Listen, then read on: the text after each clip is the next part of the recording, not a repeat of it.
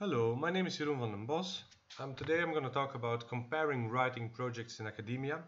It's going to be a very short class, very basic. It's mostly aimed at students that are making the transition from being a bachelor to a master student, or from a master student to a PhD student. For PhD students in their final year, this is going to be a little bit too basic since they already completed their journey or they're already at the last stages. But still, it might be handy as a teaching material for them to pass on this to others in their environment. So without further ado, let's go to the first slides. This is not as such about only being able to read and write. This is actually about planning, and this is actually the first step. So if you have a writing project, you need to know what's expected of you. In order to do that, you need to think critically about what am I doing, what is expected, for who am I doing this, and so on. And to this goal, I've made a short overview, a short exercise actually, that I would like you to fill in. There's a template for that. And afterwards, we're going to talk about the different types of publications in academia as a master's student, PhD student, and afterwards. And mostly focus on these two questions, like what is expected from me and what should my work look like. The idea behind it is Darwinism, right? So the strongest or the fit intelligence are not the one who survive, but those who can best manage change. So this is, once again, I'm driving home my point that this is about transitioning from one level to another within academia. Outside academia, there's a completely different game to be played, of course. So there are different rules outside academia. Within academia, within the comfortable bubble of being a bachelor student, master student, or a PhD student, which is less comfortable, but still within a bubble. This is about knowing where you are and what is expected from you. So I'm going to ask you to assess the differences between an essay, a term paper, a master paper, a scholarly article, and a PhD dissertation. And to this goal, I've made a kind of matrix.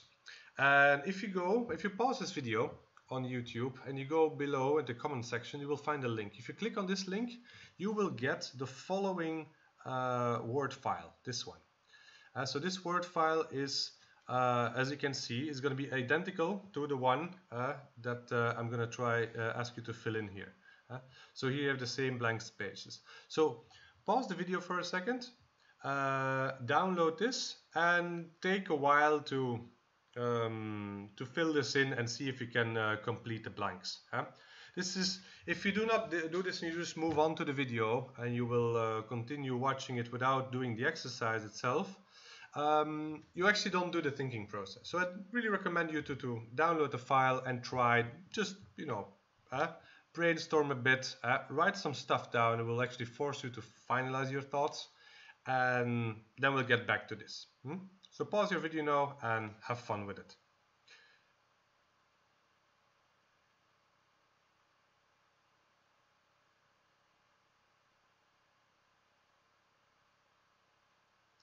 Okay, I'm going to start explaining what was, and we will now compare what you have written, what's on the Word file. So if you're not finished yet, pause your video again and finish with it, and click only on play after you're ready. Okay, here we go. So back here, the next step is this. I'm going to make it full screen, it's going to be easier to watch. So what do we have here? Well, here we have the following, right? So we have the difference between essay, term paper, and so on, and then all the categories that I wanted you to compare. Like, I'm not going to run this through, but the most important ones are, of course, the amount of writing that you will have to do. It also means that the level of nuance is going to be bigger as you move upwards here, right? But then the goal and the audience. And based on these two elements, your style is also going to be different, and also the research needed to be done in order to complete these writing projects. And the actors also shows partly the audience, but also the interactions and the workflow that you will have to plan in order to get to the final stage of the final product. So going back here to the length, the division, yeah, as soon as you start writing in chapters and you're counting no longer in words but in pages, this is where yeah, like these writing projects become more and more uh, larger and more nuanced, more detailed. Um, but then the goal is actually the big comparison, right? Because it's a huge difference in order that you want to pass a class, or you need a final paper to pass an exam, pass a course. So this is like an exercise to show that I've been to class, I wrote an essay, the teachers accepts this. This is like the second one is to really pass a course, an exam. But this is different, right? So a master paper and a PhD dissertation, these two, here in both cases you try to obtain a title. Which means that you have a different audience. Your audience is no longer one teacher. Here your audience is, in the case of your master paper, your teacher and a promoter, so some reviewers and a promoter. And with the PhD dissertation, you're actually dealing with an academic committee. And in both instances, this is really a sort of transition, like you're trying to get into a club at a certain level. So you have to convince these people that what you have done and what you know and what you're capable of is good enough. And you do this through your writing. So that's why the style is also very important. In most cases, you will write very formally or highly formal. It's not the same as an essay. An essay is just, okay, I have an idea in a class. I have to write on something. I have to show that I've spent some time thinking about this. Here the idea is that, oh, I understand the course, I can move on. Here is, please give me the title of master in a certain discipline. And here is give me the title of a PhD in a certain subfield, in a certain discipline. In order to do that, it really requires a whole different level of convincing, right? And that is, like, these things are topic-wise, right? You have a topic, and that's how you write an essay. When you have a term paper, sometimes you pick a topic, sometimes you're giving a topic, it kind of depends. But here the actor is you. You do something, the teacher just evaluates it, and it's enough, pass, you get some points, hopefully get feedback. Here this is not the same. Like in the master paper and also in the PhD, in the case of PhD studies, you're actually not alone in the process, right? So you actually have somebody to rely on. In most cases, a promoter. In case of a PhD, you can also have auxiliary promoters and so on. And so you're doing this, you're being prepared for this journey. There's somebody accompanying you on this journey till the final end. At the end, you actually, it's like Campbell, the monomyth, right? The hero with 1,000 faces. It's like another academic life cycle that you finish. One is the bachelor level, then you have the PhD level, the master level, and then you have the PhD level. And you don't do these journeys alone. So you always have like tutors or a supervisor, a promoter helping you along the way. After that, that's where that ends, right? So if you're actually dealing with scholarly articles or books or monographs or edited works or whatever other academic writing that you're doing there, you're supposed to be doing this alone already. So that's also, yeah, that is the scholarly article is already a different field. There's also a huge difference that people are no longer paid to read your stuff. So there's a different way of bringing value to a certain community.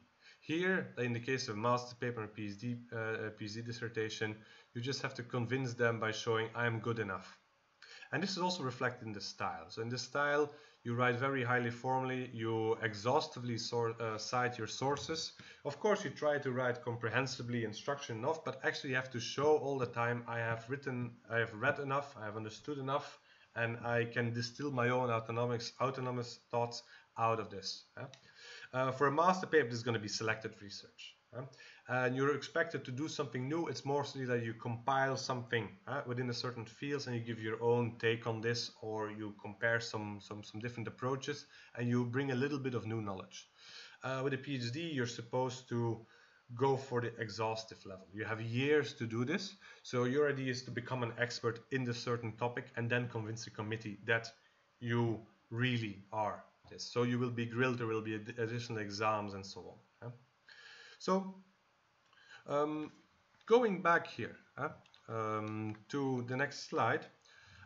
If you don't reflect on what you're doing and what is expected from you, like things go wrong very quickly when you try to make the transition, especially from bachelor level to master paper level or from master level to PhD level. Same is also if you're already in this level and you're trying to write a scholarly article for the first time and you're still treating it as an essay or like as a way to pass a course. So it also takes a different way of thinking and approaching this. So when it comes in form, you see the differences are very clear. An essay, you have your contact info at the top, introduction, middle, conclusion. It's mostly 3-part, right? It's only a couple, you count it in words, and then your bibliography. If it's not like a free essay in which you just sprout your thoughts on paper. A term paper is usually longer, of course, so here you can even add a small table of contents listing the different parts, their subtitles, but it's still going to be introduction, the middle part, conclusion, and then a bibliography. And then a master paper, well, this is going to be much longer, right? So you have a preface in which you thank the people that assisted you. You have an introduction really laying out what you're going to do, the structure, why you try this approach and so on. Then you have the chapters, headings, subheads and so on. And then conclusion, bibliography, and often some annexes, appendixes of other raw materials that you have made accessible and easy to read, that you added at the end of it as additional materials in order to back up your data that you gathered and you describe. In AIM, as I said, it's a way to pass a task if you're dealing with an essay or passing a course when you're dealing with a term paper, and to complete a full study with a master paper, right? I'm not going to compare a PhD and research articles here. I will do that elsewhere, so I'm just going to focus on these three. So the first is like convincing a teacher, and the third is convincing a committee. This is different. Like in all cases, your teachers are paid to read this, right? So they will have no other choice. So if it's a bit boring, but it does the job, like the first one is just you show that you worked on the topic. If teacher is paid to do read that, so he will read it's like, okay, you understand, you've worked on the topic, that's fine. Then the interim paper is understand that the topic that you can write independently, that you can use the insights from a certain course, link them together in an original way, and put this on paper, say 5 pages, 7 pages, sometimes longer. And a teacher just has to, you have to convince a teacher that this is what you're able to do. This is not the same with a master paper. So here it's much rawer. You have to draw from your background knowledge as a master student from your discipline, integrate what you know there, and then still do some, well, not completely autonomous, but like semi-autonomous works in that you find your own literature, you put these things together, you work out the methodology and how to analyze your materials. We'll talk about methodology elsewhere, but like in AIM, it's more comprehensive. And also the whole writing process. So like the time you set aside to do these things, the planning, the time you spend in libraries, looking online and electronic libraries, wherever. This is completely different. An essay you write alone. A term paper you maybe write with other students, mostly alone. But a master paper you do write in consultation with your promoter. So you actually at regular intervals you have to present that supervisor with some text. You will get feedbacks, you will get feedback, you will get corrections to do, and you will be readjusted in the right direction if you have a good supervisor. And you also have to invest in that relationship. You can disappoint your if you have a good promoter that is willing to work with you, you should maintain that relationship, if it's a healthy relationship, of course. And because this will maximize, you will lose less time, you will be less anxious, and we also have like a kindred spirit that is on the same team with you once you're like filing your papers and you appear in front of the committee in order to convince, in order to get your master paper title, like your master title, right? This style is also different, so you have to adapt that. Of course, throughout reading papers and sources for your master paper, you mostly get acquainted for the first time really with the formal academic style, and this is when you actually can start to imitate it. And the master paper is also like the final test in order to do that. But a master paper in contrast to an essay or term paper, it will take weeks, months to finish. So it takes much more comprehensive planning, note taking, and so on. And in this regard, you cannot treat the same way. So I will talk in other videos about keeping in mind that how to do the note taking, how to save your sources in a reference manager, and so on. So the other videos will deal with that, and this is already applicable to a master paper. To an essay or a term paper, it's not so much, right? You can download some sources and you can actually put them in a file on a folder in your computer, work with them, and so on. But if you're working on something for months, you need a kind of organizing system in order not to lose too much time trying to retrieve the documents and the sources you found, and most especially the notes that you made after reading them. So what is expected of me? What should my work look like? Well, once again, you need to be strategic. You need to know what's expected of you and who do you have to convince and what the whole point is.